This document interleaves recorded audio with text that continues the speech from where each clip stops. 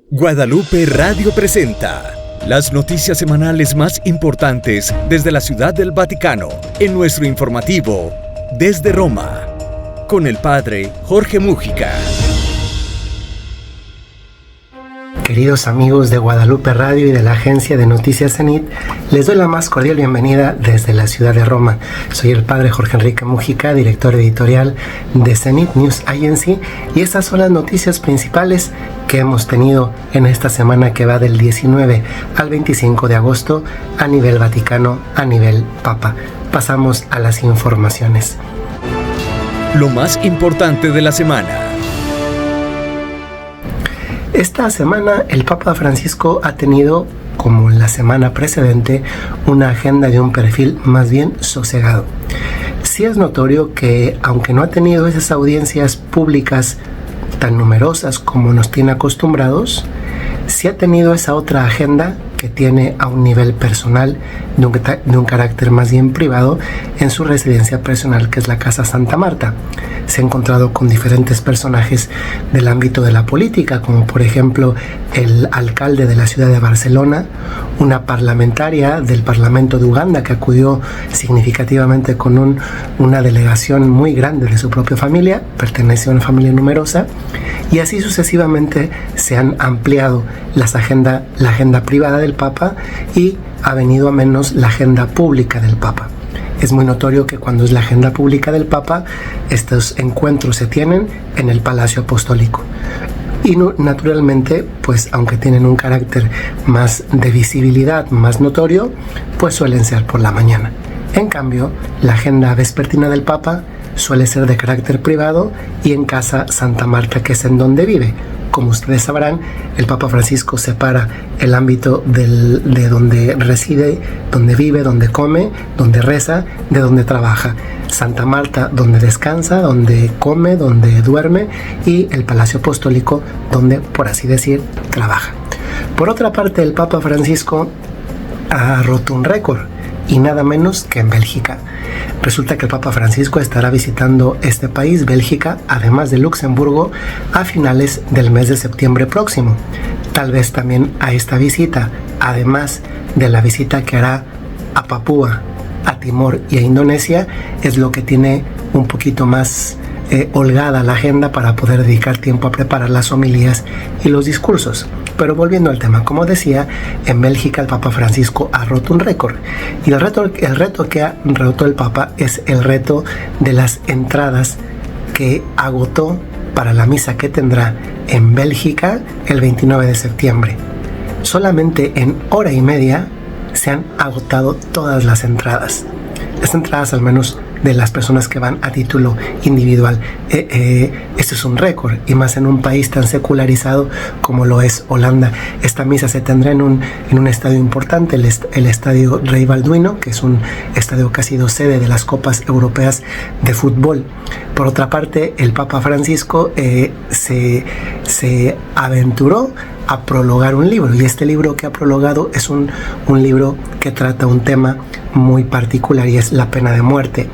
Un personaje laico americano, Dale Raccinelli, que fue banquero en Wall Street y que ahora trabaja desde hace muchos años junto a su esposa atendiendo a personas que están sentenciadas a muerte, ha escrito un libro. Este libro ha sido traducido al italiano, va a ser publicado por la Editorial Vaticana, y el Papa Francisco ha escrito el prólogo. Nosotros hemos traducido el texto al español y al inglés y lo hemos publicado en la agencia de noticias Zenit.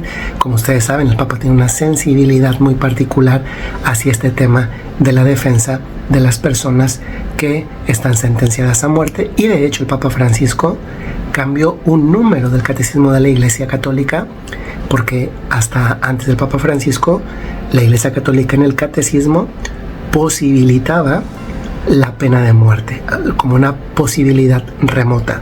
Pero el Papa Francisco cambió ese número del Catecismo de la Iglesia Católica, y actualmente la consideración es de que está moralmente prohibido. Por otra parte, el Papa Francisco ha estado muy cerca del mundo ortodoxo, al menos esa es la impresión. Es bastante probable que el patriarca Kirill, patriarca ortodoxo de Moscú, haya escrito en las semanas precedentes al Papa Francisco para pedirle su ayuda y su intercesión ¿en qué? En algo que se veía venir y que ha sucedido esta semana. El Parlamento ucraniano ha prohibido la Iglesia Ortodoxa rusa en territorio ucraniano. Por tanto, están fuera de la ley.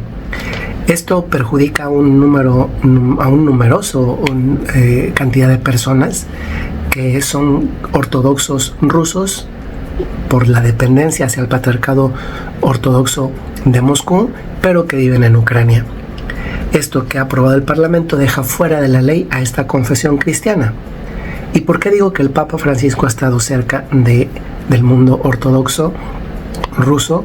Porque en el Ángelus de este pasado domingo 25 de agosto, el Papa, después de la locución y después del rezo de la oración mariana del Ángelus, dio unas palabras diciendo que le preocupaba esta falta de libertad religiosa y diciendo que rezar nunca es malo. En ese sentido, el Papa se posiciona en un lado distinto del de la misma Iglesia Católica en Ucrania, porque la Iglesia Católica en Ucrania, la mayoría de los ucranianos católicos pertenecen a la Iglesia Greco-Católica, que está en comunión con el Papa y que es también la confesión de rito oriental más numerosa en el mundo. Se han pronunciado a favor de lo que precisamente hizo el Parlamento ucraniano. Y estamos terminando esta semana en que el Papa ha tenido menos visibilidad con dos noticias, y dos noticias de carácter eclesial. Esas noticias, por una parte, es que el Pew Research Center, un grupo demoscópico que tiene su sede en los Estados Unidos, ha dado a conocer los resultados de una investigación sobre la religión de las personas que migran. A la pregunta ¿cuál es el grupo religioso que más migra en todo el mundo?, a la cabeza, ¿quién creen que estaría? Pues estamos los cristianos. Curiosamente, un dato muy relevante es que la principal frontera que se pasa mundialmente todos los días es la de México y los Estados Unidos. Y por tanto los cristianos, especialmente los cristianos católicos, somos los que más migran. Y esto es comprensible pensando que la mayoría del pueblo mexicano es católico y que los que pasan por México rumbo a Estados Unidos, centroamericanos especialmente, o venezolanos y haitianos, también lo son. Por otra parte, y con esta noticia terminamos, las iglesias católicas en los Estados Unidos no pueden no ver la realidad de lo que sucede en los Estados Unidos. ¿A qué me refiero con esto? A que cada mes precisamente hay más latinos en los Estados Unidos.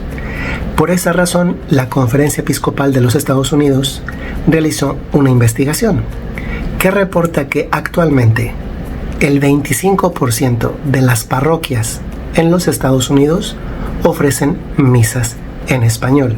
¿Esto qué significa? Que una de cada 4 parroquias en los Estados Unidos hoy por hoy ofrecen misas en español. Eso tiene consecuencias más amplias en el campo de las vocaciones, en el campo de la lengua que tienen que hablar ahora los sacerdotes, del ministerio concreto en la pastoral con hispanos. Pues bueno, estas son las noticias que esta semana hemos publicado en la agencia de noticias CENIT. Les mando un saludo muy cordial desde la ciudad de Roma y qué alegría estar aquí con ustedes. Hasta la próxima. Las principales noticias desde el Vaticano en Desde Roma, con el Padre Jorge Múgica.